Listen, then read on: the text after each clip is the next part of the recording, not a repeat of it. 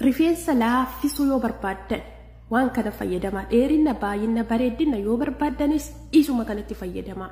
Shaampoo conditioner saamunaa waa tokko shaampoo fi conditioner isin barbaachisa. Rifeensa keessa saamunaa qofaan miicattanii baay'ina bareedinsa dheerina rifeensa sirriitti laaffisa. Warroonni rifeensi keessan jajjabaatee keessattuu maqaa rifeensi keessan jajjabaatuutiin paarmii fayyadamtanii rifeensi keessan isin jalaa badaa jiru tokko istishwaarii fayyadamtanii rifeensi keessan isin jalaa badaa jiru saraamikii fayyadamtanii rifeensi keessan isin jalaa badaa jiru hunda isaatu zibaalatti gataati koottaati isa kana jeelii kana qofa fayyadamaa. Waan tokko qofarraa rifeensa keenya dheeressinee bareechifnee baay'ifnee akka isinitti tolutti qabachuu dandeessan waa takka isin barbaachisu waan tokko qofarraa kan faayidaa argachuu dhabuu dandeessan qalbiidhaan yoo yeroo kennitanii fayyadamtan dhiira shamara guddaa xiqqaaduu hin jedhin waan mana keenya keessatti garatti nyaannu waan ta'eef faayidaa inni rifeensa keenyaaf kennu kan addaati. Ani dhugaa dubbachuudhaaf faayidaa talbaa hagana qabuu isaa biyya Arabaa kanatti bara biyya keenyatti garatti nyaanna malee mataatti hin dibannu ture.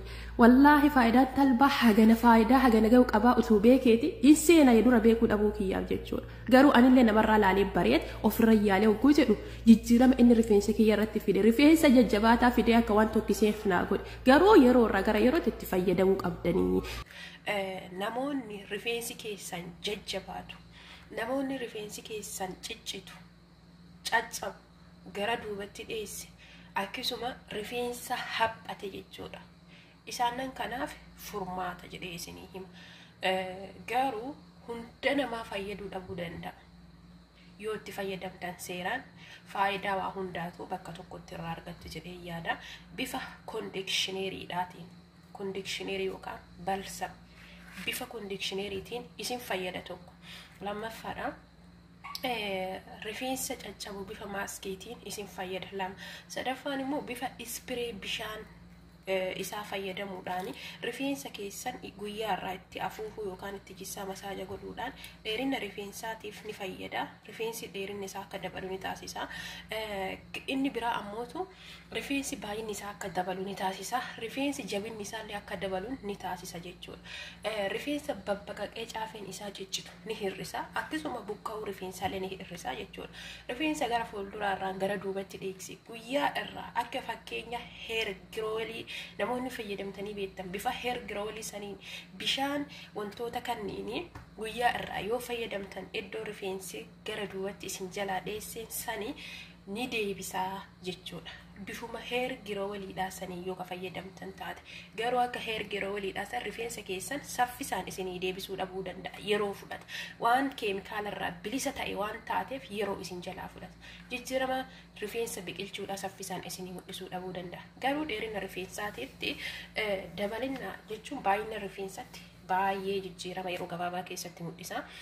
Inni biraa ammoo balsam yookiin kondikshineerii gizee shaaworii seennu ka shaampoo waliin ka keemikaalaa gabaa irraa binnee ka finnu san caalaa mana keenya kana keessatti isa kana jechuudha. Talbaa yookaan talbaadha inni kuni afaan keenyaan talbaadha afaan arabaatiin talbaan budurul kibtaa jedhama. Budurul kibtaa jedhama. Eessatti argama namoonni hedduun jettanii gaafattan jechuudha. Suuqii firaafiroota qimamiin garagaraa itti gurguramu viitaaminonnii fi wantoonni garagaraa itti gurguramu keessatti argama.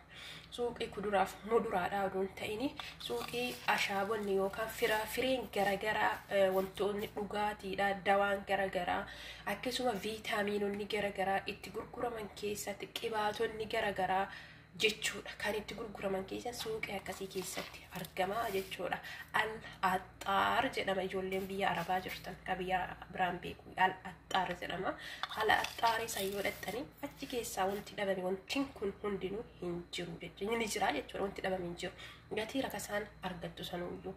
Okay. Gatii rakasaan ni argattu. Faayidaan isaa ammoo waan gatii guddaa isin kafalchiisu faayidaa isaa salphamatti as keessaa argattu isiniin jedha. Mana Arabaatti kan argattan ammoo baay'ee bareeda jedhee yaada. Kun ammoo afaan keenyaan sigaa maxibashaa jenna. Afaan biyya biraatiin roosmerii illee jedhama. Roosmerii baala jiidhaa hin qabu jiidhaan salphatti argamu biyyoottan Arabaa keessatti. Waan biyya keenya hin ta'in biyya keenya ammoo dawoo manaatiin ni arganna waan ta'eefu warroonni gogaan ta'a jettan eeyyeen gogaan illee ni ta'a roosmeriin yoo afaan arabaatiin maal jedhama ijoolleen jettan afaan arabaatiin ikiliil jabal jedhama. Ikiliil jabal jedhama afaan arabaatiin jechuudha. Afaan kaaniin ammoo waliigalatti roosmeriidha. Faayidaa roosmeriidha doktoroota biyya kamii doktoroota addunyaa kanaa jala yoo deemtanii dhageeffan taate sarchii gootanii geegoolii seentanii dhugaan isiniin jedha faayidaa isaa malee miidhaa isaa doktoriin barsiisu tokko hin jiru jechuudha. Dhiifama hidda dhiiga keenya akka sirriitti hojjetu taasisuu, rifeensa keenya saffisaan akka dheeratuuf jechuudha. Buqqaa ofii caccabuu rifeensaa akka dhoowwuuf, dabalina dheerina rifeensaa irratti, baay'ina rifeensaa irratti jechuudha. Waa hundaafuu hojjataa jechuudha. Akkas namni itti fayyadame ni beeka jedhee yaada sirriitti. Warroonni itti fayyadamu warroonni itti fayyadamnee nu fayyaduu didee jettanii dheerina rifeensaas ta'e, baay'ina rifeensaas ta'e, kalarii rifeensaa bareechuu irratti ta'e, rifeensa caccabu hir'isuu irratti ta'e, kanneen keessaa immoo faayidaa dhabdaniittan jedhee hin yaadu. Kanaafuu faayidaa maannaa kenne yeroo itti fayyadame jedhaati irratti xiyyeeffadha. Garuu obsaan itti fayyadama. Kuni waan keemikaalaan faalame yookaan haguugame waan hin taaneef faayidaa yookaan jijjiirama saffisaa fiduu dhabuu danda'a. Suutaan isteeppiidhaan jijjiirama bareedaa isinii fida jedhee yaada. Kun ammootu qurunfudiidha. Biyya keenyatti bunaa fi shaayiidhaan dhuguraa oolla. Dheerina rifeensaa irratti amma rifeensa kaarlii, rifeensa jajjabaataa isaanan kanneen walitti miksii gootanii gizee fayyadamtan rifeensi keessan kayoo miicattan walitti ol dacha'u kayoo gogee akkanatti walitti shabamee jedhu kun ofuma isaati istireetii ta'a akka waan istishuwareedhaan istireetii godhanitti jechuudha. Isaanan kanneen yeroo fayyadamtan waan ofii kootti fayyadame ofirratti argisanii himaa jira malee anis doktoraa miti. Namoonni hedduun ati doktoriidha jettan abbaan dhibee dhibame of yaalee gaafa fayyee waan irratti fayyeessan hin beeka waan taateef dhibee akkasii namni qabu hedduudha akka irraa yaalamuuf namaa hima. Doktoriin illee ofirra waan yaalee argee miti waan barnootaan barate himaa jira malee garuu ka doktorii caalu nama ofii isaatii of yaalee fayyetu caala doktorii barnoota barate illee. Kanaafuu jennaan doktoriidha namaan hin jedhina. Akkas doktorii caala anin maaliidhaaf ofii kootii shaakalee arge ofirratti waan ta'eef doktoriin namarratti shaakaleeti. Akkas annaa wanni gootan maalidha? Kuni talbaadha. Dhugaan isiniin jedha talbaani waan ajaa'ibaa rifeensa laaffisuu irratti kondikshineerii takka isiniin barbaachisu. Rifeensa gisee shaaworii galtanii mataa isin nyaate jeelii talbaa bakka kondikshineerii buusaa jeelii talbaa fayyadama. Keessattuu hinnaadhaan walitti jeelii isaa miksii gootanii hinnaadhaan walitti gaafa dibattan jechuudha.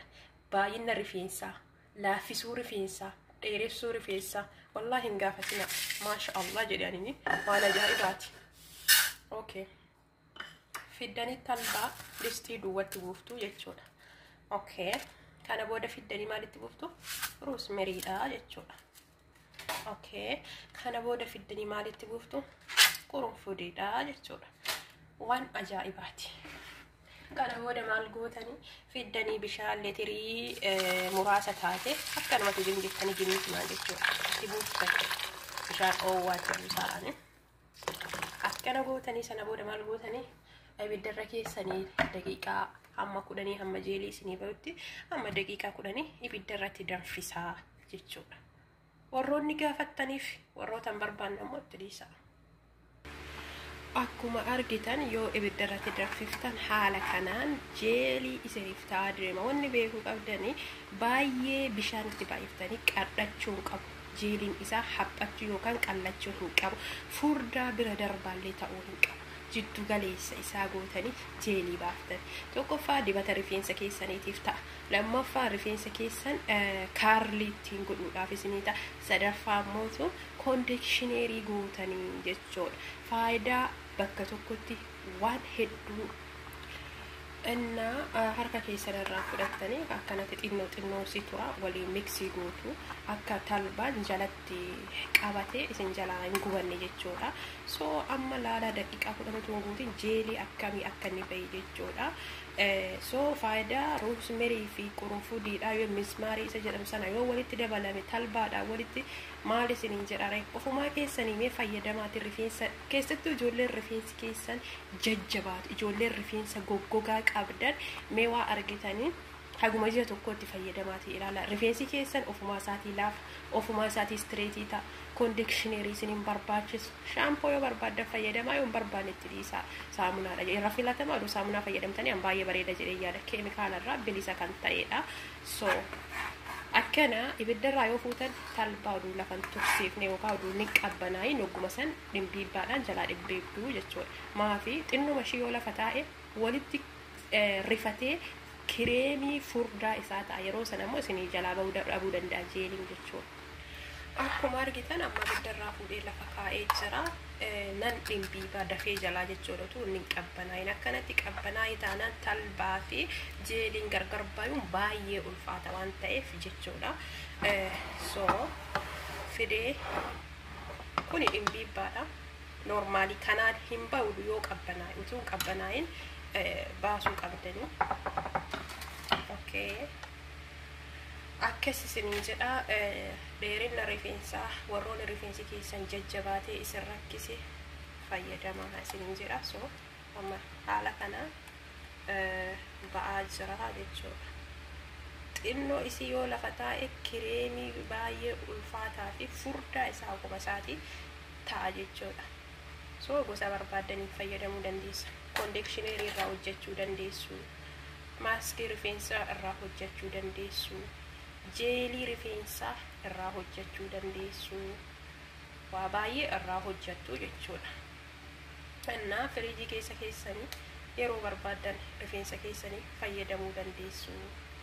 waan baduu miti rifeensa keessattuu istashuwaariin balleessa rifeensa qalamiin balleessa rifeensa faarmiin balleessee fi furmaata jedhee yaada rifeensa wazii isaa dabalee kalarii isaa bareechuu gurraachessee midhaasuu irratti dabalee rifeensa isin jala wantoota garaagaraatiin badillee salphatti isiniif qajeelchuu irratti akkasuma rifeensa baay'isuu fi dheeressuu irratti jechuudha so akkasii itti fayyadamaatii ilaalaa warroonni akkam hojjanna jettan salphaadha hojiin isaa foolii qaba warroonni jettan foolii tokkollee hin qabu fooliin isaa baay'ee urgaayaadha isiniin jedha ijoolleen mana madaamillee jirtan foolii waan nama jeequu miti isa kana deebitanii ammallee yeroo biraa fayyadamuu dandeessan jechuudha bishaan itti buuftanii ammallee ibiddarra danfiftanii bishaan isaatti fayyadamuu dandeessanii yoo feetan ni gatta yoo feetan deebitanii itti fayyadamtan yoo deebiftan ammallee jeelima isinii baasirraa jechuudha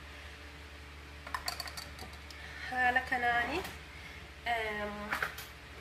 amma xinnoosii yoo lafa taa'ee qabbanaa'e baay'ee ulfaataa isaati jechuudha yoo barbaadan hinnaa itti dabaluu boodara hinnaadhaa fiddanii kanaa walitti meksii gootanii sana booda saa guyyaa tokkoof yookaan saa 12 lafa tursiiftuu barbaadan jechuudha hinnaa walitti meksii gootanii achi booda rifeensa keessanitti fiddanii dibattan qibaatii yuungeerii fi damma yoo barbaadan itti dabaltanii jechuudha kallattii hedduun rifeensi keessan conditionerii isiniin barbaachisu keessattuu warroonni rifeensi keessan akka isinii baay'ina dabaluu barbaadan haala sanaan hinnaadhaa walitti fayyadamaa sirriitti rifeensa guutee dabalaa ni biqilchaas ni dabalaas ni midhaaksaas dheerinaas laaffisuus waa hunda of keessatti qabata wallaahi kana jedhee himuun yoo argitan qofaadha jechuudha walumaa galatti baay'ee isin gammachiisa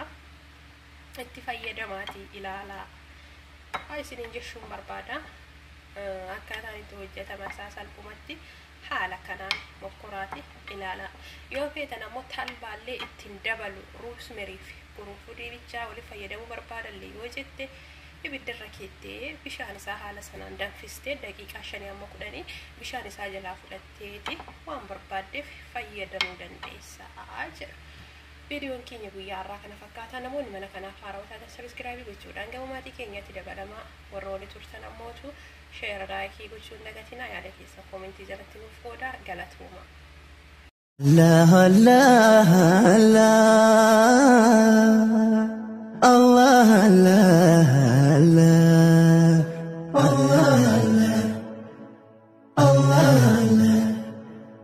ችግር በስቶ እንኳን ቢጨንቀኝ አላህ መላውም ከቶ ቢጠፋኝ አላህ ሳጣሚዘው መጨበተው አላህ ነው ጥሪዬ ሁሌም ላንተው ነው አላህ ነው ባዶነቴ የሚሞላ